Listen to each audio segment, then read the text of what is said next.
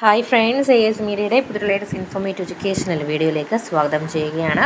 കേരള സർവകലാശാലയിൽ community quota അലോട്ട്മെൻറ്റിലേക്ക് നിങ്ങൾക്ക് option നൽകുന്ന ഒരു അവസരം യൂണിവേഴ്സിറ്റി നൽകിയിരിക്കുകയാണ്. അതിൽ പുതിയ രജിസ്ട്രേഷൻ മറ്റുമായിട്ടുള്ള കാര്യങ്ങൾ ഓൾറെഡി നമ്മൾ അപ്ഡേറ്റ് ചെയ്തിട്ടുണ്ട്. നമുക്ക് നോക്കാം.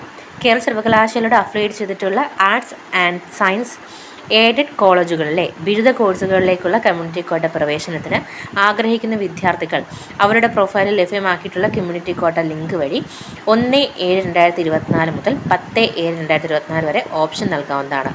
നിലവിൽ ഏതെങ്കിലും കോളേജിൽ അഡ്മിഷൻ എടുത്തിട്ടുള്ള വിദ്യാർത്ഥികളാണ് എന്നുണ്ടെങ്കിൽ നിങ്ങൾക്ക് ആ ഒരു അഡ്മിഷൻ എടുത്ത ശേഷം കോളേജിൽ നിന്നും TC വാങ്ങിയവരും പല ഘട്ടങ്ങളിൽ അഡ്മിഷൻ പ്രക്രിയയിൽ നിന്നും പുറത്തായവരും ഉൾപ്പെടെ എല്ലാവരും പുതിയതായി കമ്മ്യൂണിറ്റി കോട്ട ഓപ്ഷൻസ് നൽകിയാൽ മാത്രമേ കമ്മ്യൂണിറ്റി കോട്ട അലോട്ട്മെൻറ്റിലേക്ക് പരിഗണിക്കുകയുള്ളൂ എന്നുള്ള കാര്യം കൂടി യൂണിവേഴ്സിറ്റി അറിയിച്ചിട്ടുണ്ട്.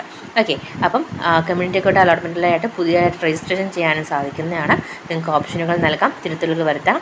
അപ്പോൾ അതൊക്കെ ശ്രദ്ധിക്കുക. ദെൻ വേക്കൻസി ലിസ്റ്റ് സൈറ്റിൽ അവൈലബിൾ ആണ്. അത് നിങ്ങൾക്ക് ചെക്ക് ചെയ്തിട്ട് ഏതൊക്കെ കോളേജുകൾ എത്ര സീറ്റ് ഉണ്ട് എന്നുള്ള കാര്യങ്ങളൊക്കെ നോക്കിയിട്ട് നിങ്ങൾക്ക് അപ്ലൈ ചെയ്യാനായിട്ട് സാധിക്കുന്നതാണ്.